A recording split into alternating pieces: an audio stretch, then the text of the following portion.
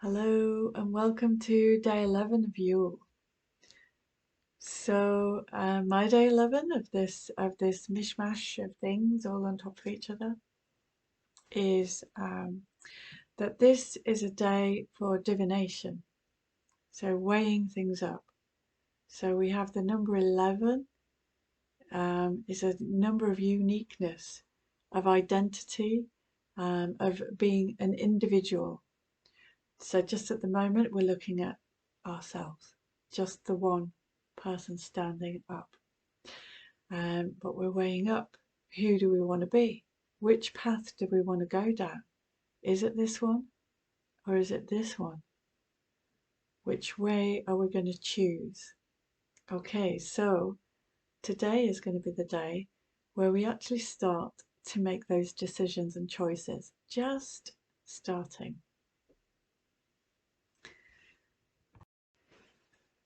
So if we take a quick stroll back over the whole flow of Yule, the way that it's played out this way, we started off with the first 4 days being about the people in our lives. So we started off with the mother gathering, welcoming, getting everything together for the very beginning to start things off. Then we went into the gathering, we went into the party, we went into celebrating and being as one as community. But involved, particularly in those 2 days, was a lot about food, fuel, all the things that we really need to live, the elements. We need water, air, earth, fire to survive, light to be able to see. We need energy. This is a lot of what I'm about, the spiritual, the energy, the stuff that's underneath it, which comes from the planet and it comes from above the planet and it comes from beyond that as well, from where there's nothing. Um, so we looked at the sun and the moon and how they come in and play and light the way, particularly on those nights, and the stars, the fact that we could see the stars if we went out on a clear night, particularly at this time of year when everything's dark. And we looked at the gathering ground and the place we needed to be. Um, and from then we had the big fire, keeping warm, good company, I hope, and sort of getting that sort of feeling of either partying or being around people that we love. Well, that was the encouragement given. And then we sort of looked at the softness and the feeling of what that feels like the next day. That sort of, I'm nurtured, I feel fulfilled, I feel full, I've eaten well, I've warmed myself, I've been around good company, and sort of experiment with the softness, also the baby energy, the freshness, the new start to the turning of the planet Earth as it's gone through its rotation. And did you notice, do you feel the fact that we have actually changed trajectory?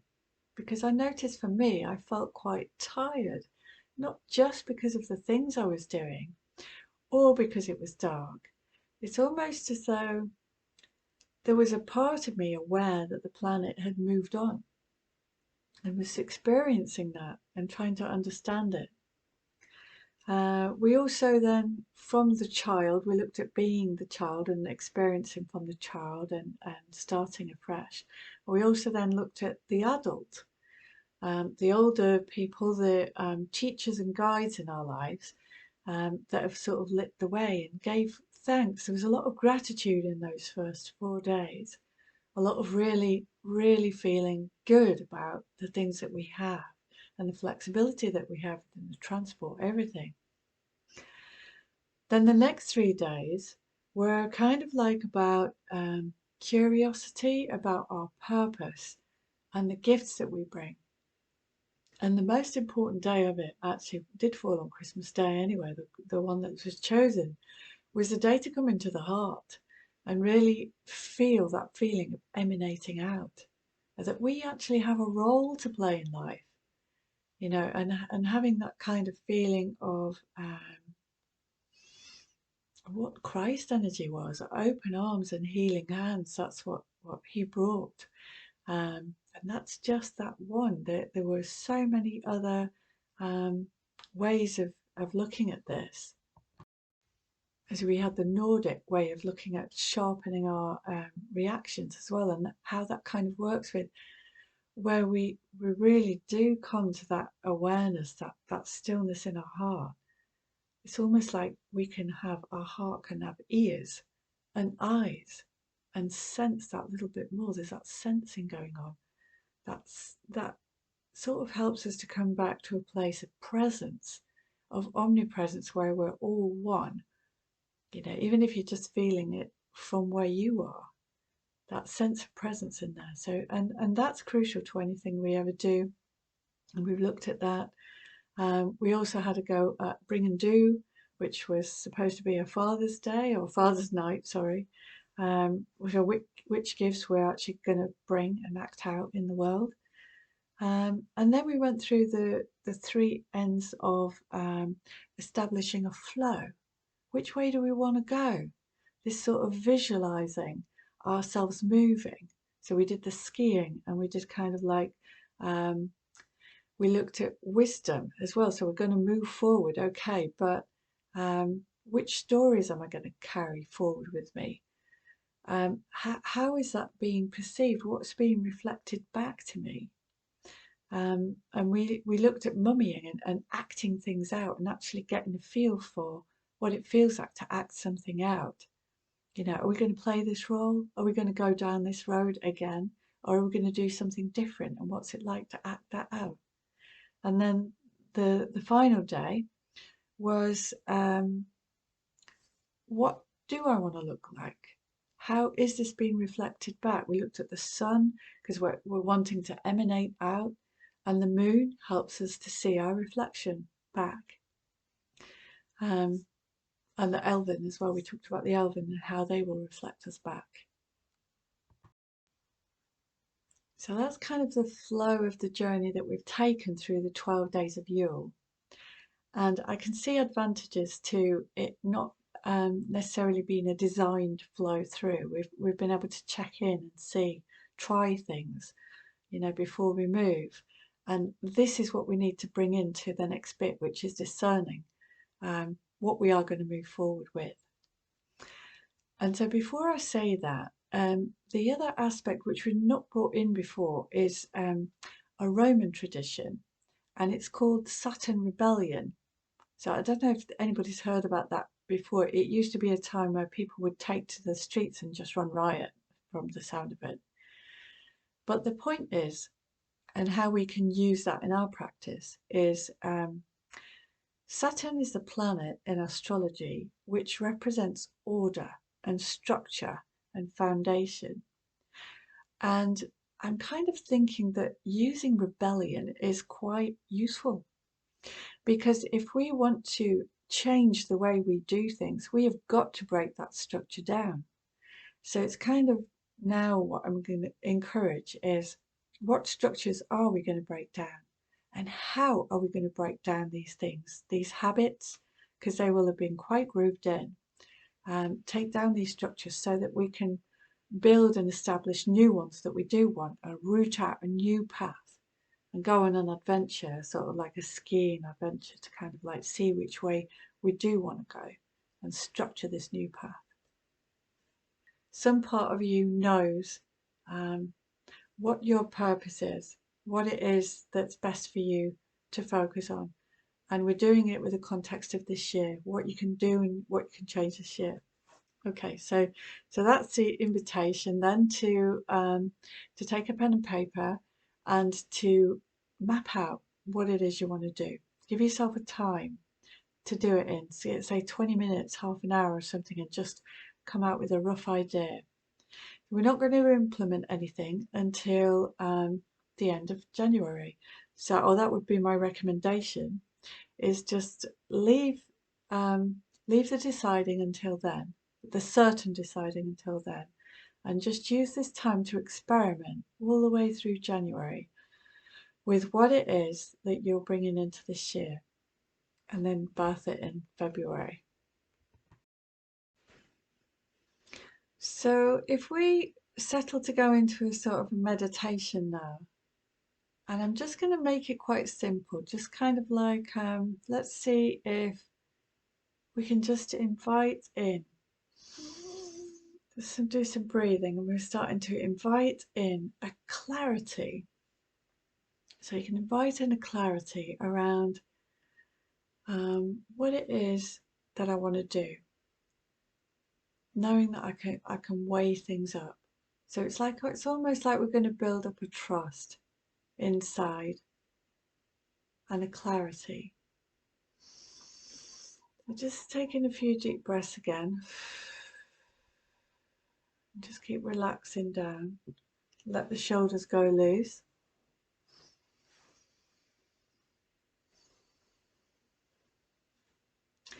And then just in the middle, you can put your hands on your heart and on your belly. So in order to discern something, if we come to the center of us, wherever you feel that is in your body, somewhere around the heart, can be lower sometimes than most people would have it.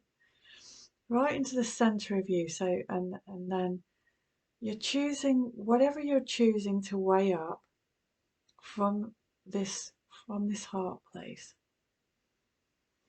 So you can have this sort of like feeling, maybe of like we've done this exercise of looking from left to right earlier on. You can actually turn, if it's okay with your neck, to turn and easy from left to right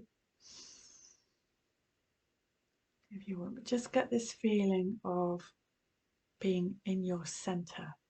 If you think about it, a balance has a very clear pivot point, center, and then two scales hanging off it where you weigh things up. So that's the very, very center. So breathing in the heart and knowing I know my center. I know my center means I know my purpose. I know my heart's desire, my heart and soul. And just really breathe into that.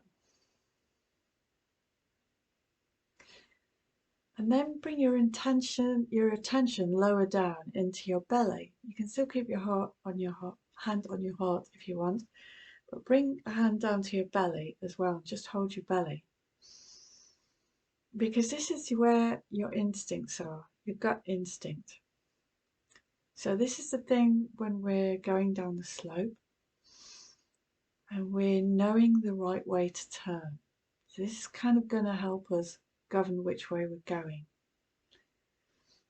Because if you think about it, your hips are here. So if we're breathing into the belly, and just concentrate on the belly or focus on the belly and the hips and just kind of like breathing in and out can be quite a big area there. It doesn't have to be very pinpoint specific, but having your hand there will help. You could also put your hand on your hips. Not in a telling off way, but try do it like this. If you do it like that, you have sort of a sense of that you're preparing to move forward. Angling yourself. You could put them behind as well, but if you have I try and have them like this rather than like that. So you're just kind of supporting yourself, ready to move. So you can imagine yourself on the ski slope at the top before you go down, and you kind of like, this is how you're going to govern going through the obstacles you need to. But again, come back to the heart. So at the same time as you've got that covered there, you've got this feeling of movement. You could even sway from one hip to the other. It's coming there. And then the next area is coming to the head. Sort of like feeling the head. And you can support the head if you want. You can support the head this way. Just get a feeling of where does my head want to sit. Be very careful. If you've got a neck issue, just make sure you're very loose and you're supported if you need that support. Because I'm supporting my head. Because my head needs to think clearly. This is where the thoughts, the wise thoughts, are going to come. Not the fears. The fears can be dropped like a beanbag. Bring them back to the other places. There's something that's just a fear. What does your heart have to say about it? What about your gut?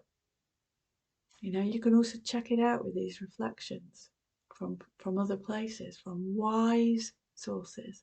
Where are your wise guides? They're coming into the head and sort of breathing into the head and breathing out. Really bringing attention and love to the head area. And at the same time as we've got our head, we've got our heart. And we've got our gut. And we actually need to put those together because we sometimes forget that bit. The gut instinct and the mind. Because sometimes the gut will say stop, where the mind is trying to work it out logically. Yeah. And then both times. And at the end of this meditation now, if you just bring both hands to your heart and know that I trust my heart, my soul, to guide me the right way.